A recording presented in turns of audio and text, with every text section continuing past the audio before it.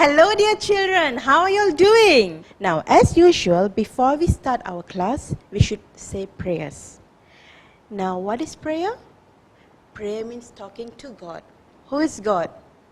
God is the most powerful person in this whole wide world. In fact, this whole universe. He is the one who created this whole universe. So we should be very respectful when we pray. Now what do I mean when I say respectful? It means you put your hands together when you say prayer. For example, you can do it this way, you can do it this way, you can do it this way. It's up to you, so long as you don't play with your hands, okay? Next, you need to close your eyes. Now, why do you close your eyes? So that you concentrate on the prayer. Now, what happens when you open your eyes? You're busy looking around and you don't concentrate. So that is why you always close your eyes when you say prayer. Okay? So shall we start? Join your hands. Now I would like to do it this way. You can do it the way you want, okay? Close your eyes. And I will start the prayer. Oh God, guide me, protect me. Make of me a shining lamp and a brilliant star. Thou art the mighty and the powerful.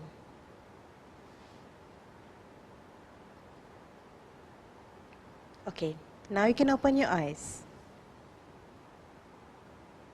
Now comes the most exciting part, which I'm sure you all are waiting for it. You want to guess what it is? Me explaining more concepts on kindness? No, that's not the part. I'm sure that one that you like the most. Come on, I'm sure you can guess. Yes, it's story time. Are you excited? Okay, hold on. Let me just set this blackboard and we shall get started. Okay? So dear children, the story for today is called The Shoemaker and His Kind Friend. So dear children, the name of the story is called The Shoemaker and His Kind Friend. Now one day, there was a person called Uncle Edward who lived with his wife called Aunt Lily. Uncle Edward was a shoemaker. Now shoemaking is not an easy job, children. It's a tedious job. Unfortunately, what started happening is Uncle Edward's business was not doing well because he made shoes that were old-fashioned and old style. It didn't last long, so many people stopped buying his shoes and his business went from bad to worse. One day, Uncle Henry comes over.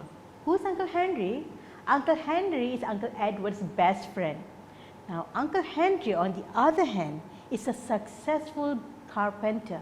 He kept himself up to date with the latest technology and latest information on carpentry, and that's why he did very well. When Uncle Henry got to know about Uncle Edward's misfortune, he felt really sad. So Uncle Henry told to Uncle Edward, Edward, dude, look here, you need to keep yourself up to date with the latest technology and you need to read a lot about shoemaking. And then he said, Edward, if you don't mind, let me look up a course for you to study, okay? And Uncle Edward thought about it. He thought, well, that's a good idea. But Uncle Edward didn't have the money, remember? His business wasn't doing well, he doesn't have much money. Of course, Uncle Henry, being a very kind person, he knew about it. So he said, Edward, don't worry, I will take care of it. I will pay for your course. And Uncle Edward enrolled himself in a shoemaking course. He learned everything about shoemaking. For 6 months, he studied very, very hard.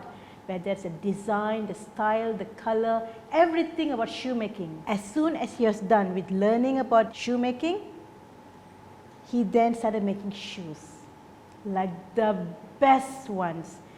Whether it's a design, whether it's a color, whether it's the durability, everything was just perfect. And people started buying his shoes. Not just people from around his area, people from far away started coming to buy his shoes because he became so famous. And as you can guess, Uncle Edward's business started doing very well, and in very short time he became a very rich man. Of course, Uncle Edward didn't forget what Uncle Henry had done for him. So when he got enough money, he paid back Uncle Henry all the money that Uncle Henry had paid for the course. And guess what?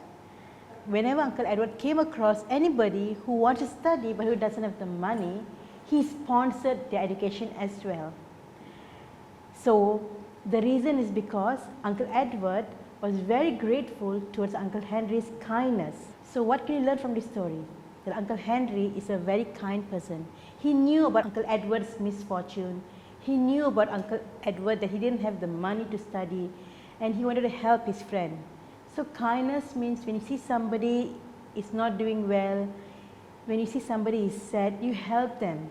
And kindness also means like what Uncle Henry did.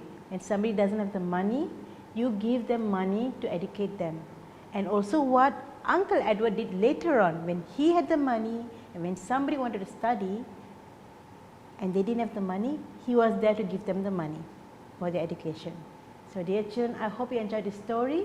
Till we meet again next time. Take care. Bye.